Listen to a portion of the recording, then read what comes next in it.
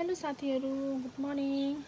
आज चाहिँ मेरो मूल घरमा तिथि छ क्या, अनि त्यो तिथिको लागि म जान रेडी हुँदैछु। मलाई चाहिँ यो लुगा लाउने बित्तिकै एउटा कुरा याद आयो क्या, यस्तो खालको कपडामा चाहिँ तेल लागिसकेपछि त्यो तेल चाहिँ के गरेर जान्छ क्या। मलाई प्लिज कसैलाई थाहा छ भने मलाई भनिदिनु न है। यो खालको लुगामा अनि कुर्ता सुरुवालमा पनि साडीहरूमा पनि है त्यो तेल लागेपछि नजाँदो रहेछ क्या। त्यो तेलको दाग चाहिँ अर्काको छुट्टै देखिने। यो मैले लगाएको कुर्ता पनि यहाँ थोरै छ क्या, अब यसमा त देखिँदैन, अलिअलि देखे जस्तो पनि गर्दो रहेछ। अनि यो खालको तेलको दाग चाहिँ के गरेर जान्छ।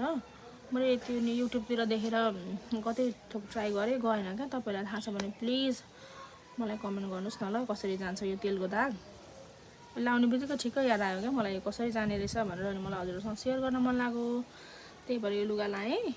धेरै पछि एकचोटि लगाएको थिएँ, त्यतिखेर लाउँदाखेरि तेल लागेको थियो। अनि त्यो पछि चाहिँ मैले 1 वर्षपछि आज मात्रै लाउँदैछु, थोरै तेल लागेको छ क्या यो। अनि के गरेर जाने रहेछ भनेर नि।